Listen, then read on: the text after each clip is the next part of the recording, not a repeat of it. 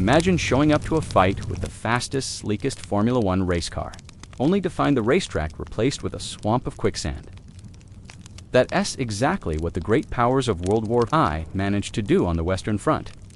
They were armed with the latest machine guns, monstrous artillery, and industrial technology capable of reshaping the battlefield. But they still insisted on relying on horses and wooden wagons to drag their biggest guns and supplies through a sea of mud. What followed was a slow, grinding disaster that crippled armies, wasted lives, and made one of history's bloodiest wars even more miserable. This was World War I's dumbest logistical blunder. When the war broke out in 1914, every major power still clung to the 19th century belief that horses were the backbone of any military. After all, for centuries, armies marched as far as their horses could carry their cannons and wagons. Cavalry charges, horse-drawn supply trains, and mounted messengers had once been decisive tools in warfare. But World War I was not the kind of war generals had trained for. The Western Front became a man-made hellscape, thousands of miles of trenches, millions of artillery shells turning fertile farmland into wasteland, and rain soaking the churned-up earth until it became a bottomless quagmire. In this setting, horses and wagons weren't just useless, they became a cruel liability. The sheer scale of the weapons being used only made matters worse. The artillery guns of World War I were not small cannons. They were industrial monsters, weighing several tons. To fire them, you needed rail lines or enormous teams of draft horses just to move them a few miles. Once the guns were dragged into position, the ground around them was quickly obliterated by shell fire. Imagine trying to pull a 6-ton gun across a field already cratered by explosions, waterlogged with rain, and filled with barbed wire. Horses strained and broke their legs in the muck, wagons tipped over into shell holes. Soldiers often had to abandon equipment because it was impossible to move forward. And yet, instead of quickly adapting to the reality of industrial war, generals doubled down on horses. They requisitioned millions of them, pulling from farms across Europe, North America, and even as far as Australia. Britain alone sent over 1 million horses to the front. But the mud didn't care. No matter how many horses they threw at the problem, the result was the same. Supplies and guns moved at a crawl. Soldiers went hungry, and campaigns bogged down. The Western Front was supposed to be lightning war. Instead, it became a nightmare of waiting for animals to haul food, ammunition, and weapons through miles of sludge. For the soldiers in the trenches, this wasn't just an inconvenience, it was life or death. Men depended on a steady flow of rations, shells, and medical supplies. But too often, the wagons got stuck or overturned before reaching them. Imagine sitting in a trench, freezing, starving, and watching as yet another wagon wheel sinks into the mud, spilling its contents into the muck. To make matters worse, horses themselves became victims of the war. They collapsed from exhaustion, starved when food couldn't reach them, or were killed outright by enemy shelling. Dead animals littered the landscape, their bodies sinking into the same mud they had been forced to slog through. Meanwhile, the armies were facing an opponent who had figured out a better solution. Germany, though it also relied heavily on horses, began to use railroads and later, primitive motorized vehicles more effectively to move heavy guns and supplies. It wasn't perfect, but it allowed them to shift firepower more efficiently than the Allies, who were still trying to whip exhausted horses into dragging guns across terrain that no animal could handle. The irony is that by 1914, automobiles and tractors already existed. Civilian industries had been experimenting with motor transport for years, but generals didn't trust the machines. They believed that nothing could replace the reliability of horses until reality proved them catastrophically wrong. Some soldiers even remarked on the insanity of it. In their diaries, they described the surreal image of modern war machine guns mowing down men by the thousands airplanes. Buzzing overhead, and next to it, soldiers desperately trying to whip a team of horses into pulling a wagon out of the mud. It was like seeing the medieval and the modern collide in the most grotesque way possible. Technology had leaped ahead, but military thinking was still stuck in the past. The logistical nightmare had ripple effects far beyond the front lines. Because horses required enormous amounts of food, hay, oats, and water, armies were forced to divert precious shipping space to transport supplies not just for men, but for animals. Entire convoys of ships crossed the Atlantic, carrying hay for Britain as horses, while soldiers on the front went hungry. At a time when every resource mattered, Feeding horses became an unsustainable drain. Worse, when epidemics of disease swept through the horse populations, thousands died in a matter of weeks, crippling supply systems overnight. All of this slowed the pace of warfare to a crawl. Battles that might have been decided in weeks dragged on for months because armies simply couldn't team move their guns and supplies fast enough to exploit breakthroughs. The mud of the Western Front, combined with the reliance on horses, made it nearly impossible to maneuver. That's why so many offensives ended with soldiers capturing a few hundred yards at enormous cost, only to stall when the supply wagons got stuck. It wasn't just enemy fire that trapped vet, it was their own outdated logistics. Even when mechanization began to appear, it came too late and in too few numbers to make a real difference until the final years of the war. Tanks, tractors, and motor lorries eventually started replacing horses, proving far more effective at moving through mud and over rough terrain. But by then, millions of men had already died in battles that dragged on far longer than necessary. In hindsight, it's obvious. The war was industrial, yet the logistics remained medieval. This dumb decision to keep relying on horses despite the evidence all around them shows how dangerous it can be when leaders cling to tradition in the face of change. The generals of World War I were fighting the last war in their heads, not the one in front of them. They sent millions of horses to die in the mud, slowed their own armies to a crawl, and condemned soldiers to misery in the trenches because they couldn't imagine a battlefield without wagons and hooves. And so, the Western Front became not just a graveyard for men, but also for the very idea that horses could sustain modern warfare. The quagmire consumed everything: supplies, animals, and human lives, all because of a refusal to let go of outdated logistics. It's a grim reminder that sometimes the dumbest mistake isn't in the weapons you use, but in the way you choose to move them. If you're fascinated by the tragic, sometimes absurd mistakes that shaped our world, make sure to like this video, leave a comment with your thoughts, and subscribe to Dumb Historian. This is only the beginning of our deep dive into World War I's logistical disasters. And trust me, the next parts will show you just how much worse it could get. Mud may not sound like a weapon, but on the Western Front of World War I, it was as deadly as any bullet or shell. The unrelenting rain, constant shelling, and the sheer churn of millions of men and animals moving across the same ground created a kind of terrain that defied reason. No Man's Land wasn't just a battlefield, it was a swamp of craters, sludge, and half-flooded trenches that swallowed anything unlucky enough to cross it. The armies, still clinging to horse-drawn wagons and artillery, as if the war were being fought in the 1800s, found themselves locked in a battle not just against the enemy, but against the earth itself. Every attempt to move supplies became a trial by mud. A single artillery piece could weigh several tons, and the standard way to move it was by harnessing a team of draft horses. On a dry, flat road, this might have worked, but the Western Front was the opposite of dry and flat. Rain filled the craters left by artillery, turning them into deep, hidden ponds. A wagon wheel that sank just a few inches could suddenly lurch downward into a hole several feet deep. Horses pulling against the sucking ground often collapsed, legs twisted or broken. Soldiers sometimes had to put down their own animals just to stop their suffering after they became trapped in the mire.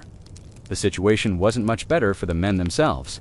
When a wagon or gun became stuck, which happened constantly, soldiers had to abandon whatever they were doing to dig it out. That often meant climbing down into waist-deep muck with shovels, boards, or ropes. Trying to leverage tons of wood and iron free from a grip as firm as concrete, accounts from soldiers describe entire teams working for hours just to move a gun a few yards forward, only for it to become stuck again minutes later. Imagine being in a trench under artillery fire, knowing your survival depends on shells reaching your position, while hearing that the wagon carrying them has bogged down a mile behind you. The frustration was crushing. The scale of the problem cannot be overstated. Armies in World War I consumed ammunition on an industrial level. At battles like the Somme or Verdun, millions of shells were fired over the course of months. Each one had to be manufactured, loaded onto trains, transferred to wagons, and then dragged the final stretch by horses or mules through terrain that resisted every effort to cross it. Even when motor lorries were introduced later in the war, they often sank just as easily into the mud as wagons did. Soldiers sometimes joked grimly that the mud was the only true victor because it stopped everyone equally. The mud was more than just a nuisance. It became an active danger. Men and animals could drown in it. There are accounts of soldiers stepping off duckboards, the wooden planks laid down in trenches to give some footing and vanishing into the ooze, unable to be pulled out in time. Heavy packs and rifles dragged them under, while comrades watched helplessly. Horses met similar fates, collapsing into shell holes filled with rainwater and mud, thrashing until they were still. These horrors weren't just accidents of war. They were byproducts of armies refusing to adapt their logistics to the conditions they faced. And yet, the generals persisted with the same system, insisting that wagons and horses were reliable. Reliable, perhaps, in an age when battlefields were rolling fields and paved roads, but not in a landscape reduced to ruin by constant bombardment. The irony was that the same artillery that made the war so deadly was also responsible for destroying the very ground that armies depended on to move those guns. Every bombardment created more craters, more water traps, and more impossible terrain. The more shells fired, the harder it became to supply the men firing them. It was a vicious cycle that no one in command seemed willing or able to break. The human cost of these logistical failures was immense. Soldiers often went without enough shells for their artillery, weakening offensives before they began. Infantrymen lacked steady food rations when wagons were stuck, leaving them to fight on empty stomachs in freezing mud. Medical supplies sometimes failed to reach the front in time, meaning wounded men bled out in trenches because morphine and bandages were stranded in the rear. All of this came not because the supplies didn't exist, but because they were trapped in the logistical quagmire that armies had created by refusing to modernize. To give a sense of scale, consider this. Moving a single heavy artillery piece could require up to a dozen horses and dozens of men, all straining for hours against mud that swallowed wheels up to their axles. Multiply that by thousands of guns spread across hundreds of miles of front, and it becomes clear why offensives stalled and why trench warfare became synonymous with futility. Soldiers weren't just fighting the Germans or the French. They were fighting mud with every ounce of energy they had, and losing. Even when solutions were attempted, they were often inadequate. Engineers built wooden plank roads, but these quickly splintered under the weight of wagons and collapsed into the mud. Temporary railways were laid to bring supplies closer, but enemy shell fire targeted them relentlessly, blowing apart weeks of work in minutes. The few motorized vehicles that might have offered real improvement were too scarce, reserved for officers or limited operations. Leaving the bulk of logistics stuck in the 19th century, the mud also carried a psychological weight. Soldiers wrote in letters home that the sound of struggling horses haunted them as much as the sound of artillery. Men described feeling utterly defeated before even reaching battle, exhausted from hauling stuck wagons or watching their rations sink into the mire. This grinding attrition wore down morale as effectively as enemy fire. When you live in trenches that collapse in on themselves when every trip to fetch supplies means hours of backbreaking labor in muck, and when your life depends on a wagon that might never arrive, it's no wonder soldiers spoke of mud as though it were alive. What makes this logistical quagmire stand out as one of history's dumbest mistakes is how preventable much of it was. The industrial age had already produced tractors, trucks, and armored vehicles capable of handling rough terrain far better than horses. But armies resisted change, believing tradition and animal power were enough. The result was millions of tons of supplies bottlenecked in fields of mud, millions of animals sacrificed for little gain, and millions of soldiers forced to endure conditions that defy imagination. The Western Front didn't just grind down men in combat, crushed them under the weight of bad planning and outdated logistics. The mud became a silent, merciless enemy, one that swallowed guns, wagons, horses, and hope with equal ease. And all the while, the war dragged on, extended not just by the strength of enemy resistance, but by the sheer inability of armies to move their own supplies across the quagmire they themselves had created. This was World War I at its dumbest. Industrial killing machines paired with medieval transport, a mismatch so absurd it's almost unbelievable. And yet, for the men living and dying in the mud, it was all too real. Horses may seem like a symbol of nobility, the faithful companions of kings, generals, and knights from ages past. Yet on the Western Front, these animals were not noble allies of princes and emperors. They were beaten, starved, overworked, and consumed in a war that had no respect for their suffering. By the millions, horses were brought into service as though they were nothing more than disposable tools.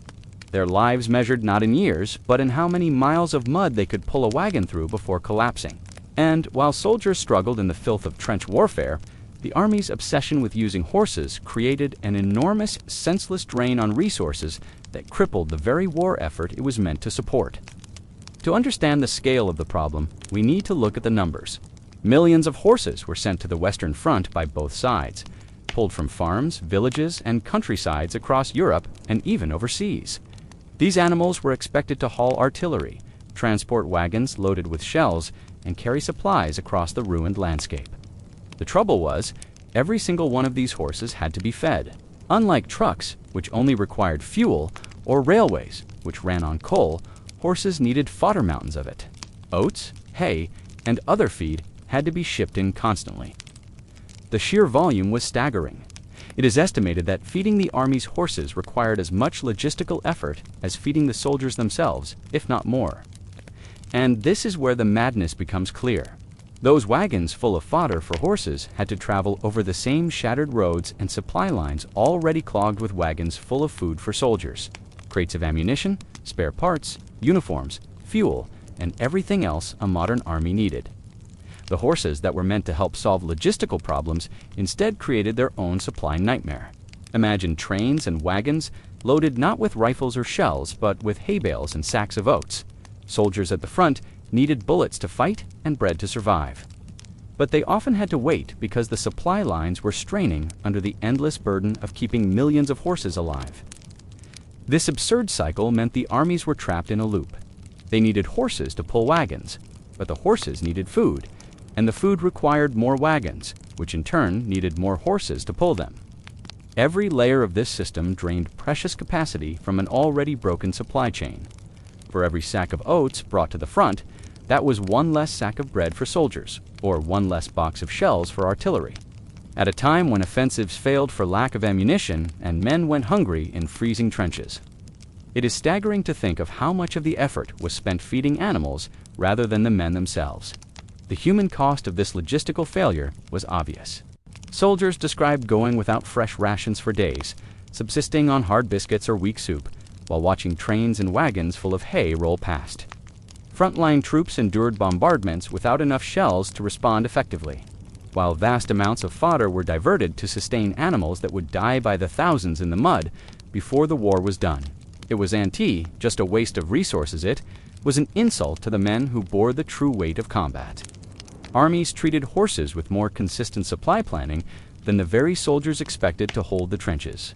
And yet, the suffering of the horses themselves must also be remembered. Pulled from peaceful fields and thrown into the apocalypse of industrial war, these animals labored until they collapsed.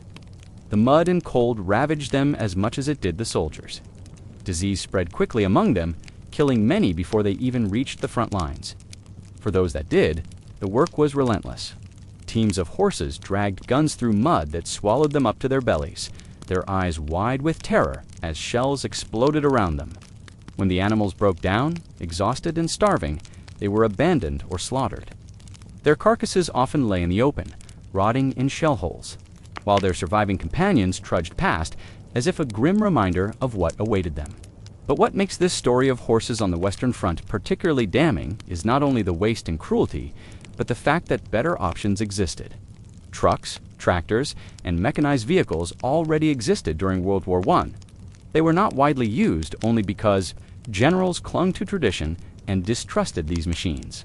Horses had always been used in war, so why not keep using them? It was this failure of imagination and refusal to adapt that created one of the dumbest logistical problems of the entire war. By insisting on feeding millions of animals instead of focusing on mechanization, the armies starved their own soldiers of resources and crippled their mobility. To see how foolish this system was, imagine a train pulling into a supply depot near the front. Instead of unloading crates of ammunition to prepare for an attack, most of the train's cars are packed with hay for horses. That hay must then be loaded onto wagons, pulled by the very same starving animals it is meant to feed, along roads destroyed by shell fire. Soldiers waiting in the trenches receive nothing but delays, and if the fodder wagons themselves get stuck in the mud or destroyed by shelling, the horses die anyway, leaving their guns and wagons stranded.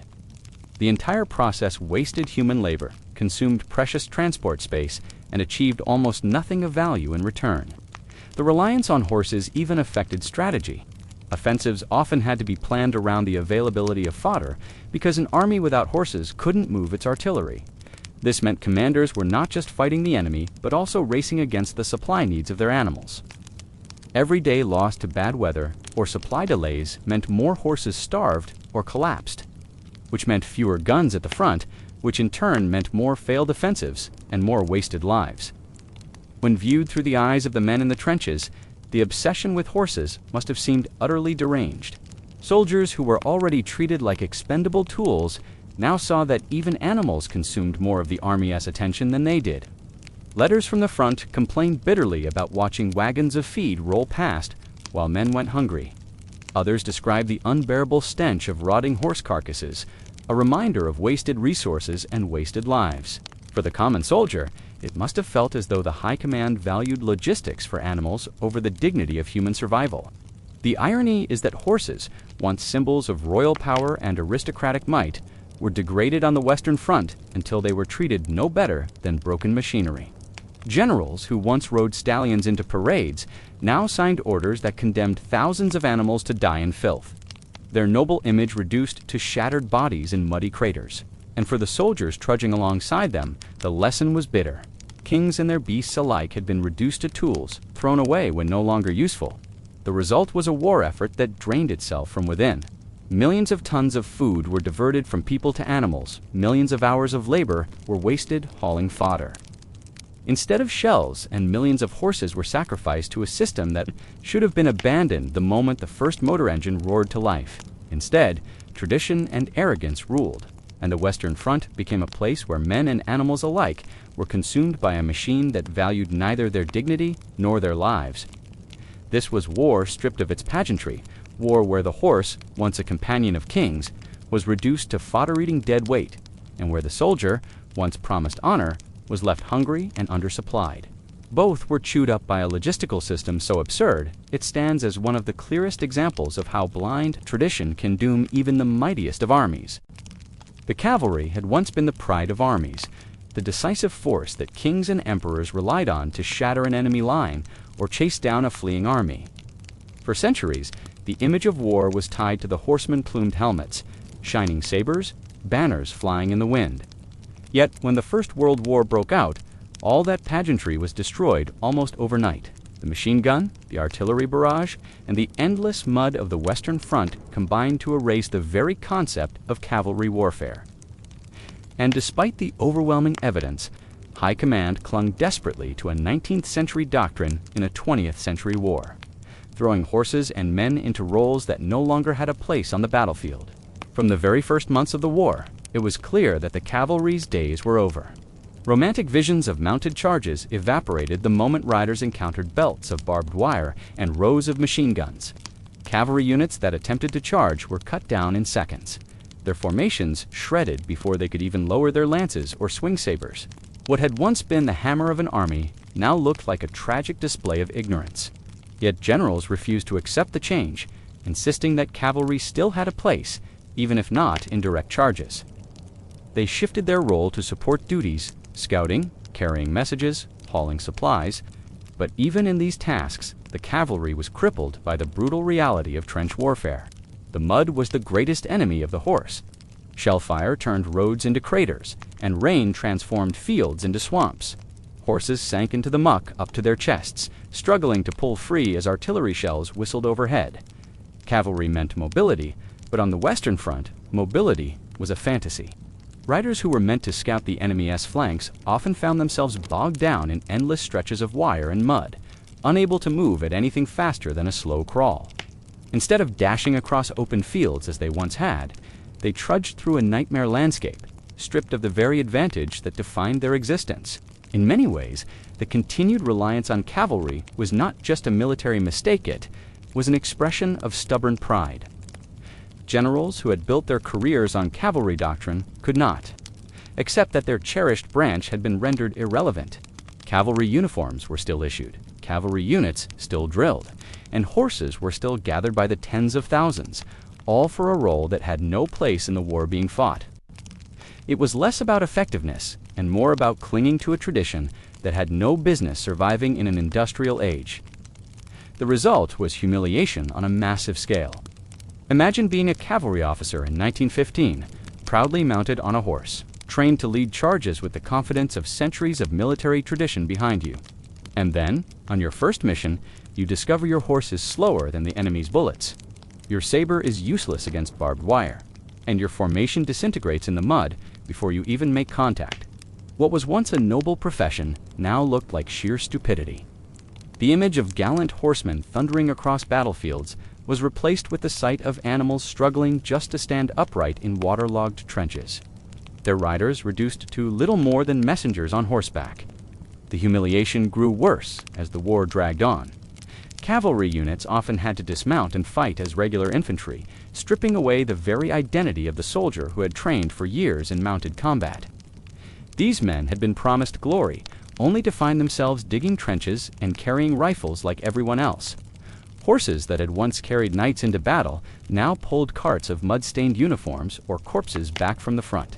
The transformation was not just a logistical failure, but also a symbolic one.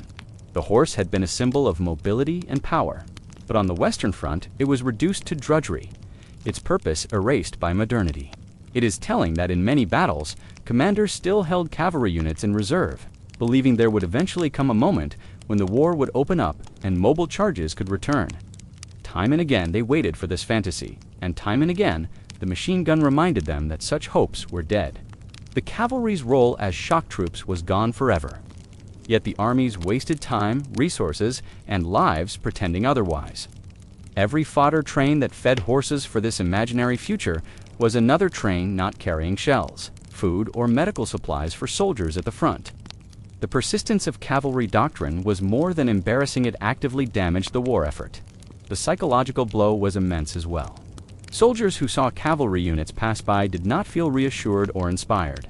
Instead, they saw a relic of the past, a reminder that their leaders were out of touch with the reality of the war they were fighting. Letters and diaries reveal contempt for cavalry officers, often mocking their outdated uniforms and useless weapons. In the mud-choked world of trench warfare, where survival depended on shells, machine guns, and barbed wire, the sight of lances and sabers was almost laughable. For the men in the trenches, the cavalry symbolized not honor, but the blindness of those in command. Meanwhile, the horses bore the brunt of this stubbornness.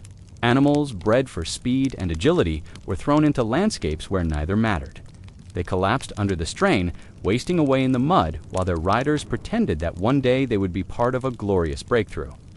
The war consumed horses by the millions, not in noble charges, but in endless drudgery that achieved nothing of value.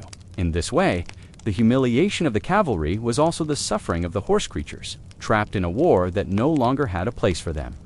Sacrificed on the altar of outdated doctrine, the irony is that mobility did have a place in World War I. It simply wasn't provided by horses, trucks, armored cars, and eventually tanks offered the kind of movement cavalry was meant to deliver. But they did so with the protection and power necessary to survive in an industrial battlefield. Where the horse faltered, the machine excelled. The cavalry's stubborn survival in military planning delayed the adoption of these innovations, costing lives in the process. Instead of embracing change, armies clung to tradition, and men and animals paid the price. By the midpoint of the war, the cavalry was already obsolete, yet it remained a drain on supplies and a burden on strategy. Horses sank into mud, while tanks rumbled forward. Sabers rusted in scabbards, while machine guns spat fire across no man's land. The High Command's refusal to adapt turned what should have been a proud arm of the military into a humiliating reminder of failure. The cavalry, once the pride of kings and empires, had been reduced to a joke in the face of modern war, and the Western Front became its graveyard. The mud and misery of the Western Front didn't just destroy the usefulness of horses, it forced armies to confront the reality that modern war demanded new tools. The horse, for all its history and loyalty, simply could not carry the load of industrialized conflict. And out of this failure, innovation was born. The catastrophe of horse-drawn wagons stuck axle-deep in muck became the spark that pushed military engineers toward creating machines that could cross terrain no animal ever could. The result was nothing less than the birth of mechanized warfare, a revolution that would shape every future conflict. At first, commanders were reluctant to admit that horses were obsolete. They had centuries of tradition behind them, and replacing living animals with untested machines seemed risky. But the battlefield gave them no choice. Endless accounts from the front told the same story. Ammunition carts bogged down, artillery pieces left stranded, horses collapsing in exhaustion or dying by the hundreds after days without proper feed. Armies realized they were losing battles not because of lack of bravery or weapons, but because they simply couldn't move what they needed through the mud. Logistics, more than courage, determined victory. Enter the engineers. They began experimenting with new ways to move heavy equipment across no man's land and the sodden rear areas. Early tractors with continuous tracks, originally designed for farming, were tested for pulling guns and hauling supplies. Unlike wheels or hooves, these machines distributed their weight across a wider surface, preventing them from sinking. For the first time, artillery and supplies could move with something resembling reliability. These ungainly machines looked strange, but they worked, and their success planted the seed for an even greater breakthrough. That breakthrough came in the form of the tank. The idea was simple. If continuous tracks could move tractors through mud, why not use them to carry armor and guns into battle? The tank was conceived as the answer to trench warfare, a way to break the stalemate by crossing barbed wire, smashing through enemy defenses, and providing cover for advancing infantry. The first British tanks were clumsy, slow, and mechanically unreliable. Soldiers mocked them at first, calling them landships or iron monsters. But when they rolled across the battlefield, crushing wire and bridging trenches, their potential became obvious. It's no coincidence that tanks were born directly from the logistical nightmare horses created. If the horse had been even halfway effective in the mud, generals might have clung to the old ways for decades longer. But because the animal failed so completely, armies had no choice but to push technology forward. Horses became the negative example that proved the need for mechanization.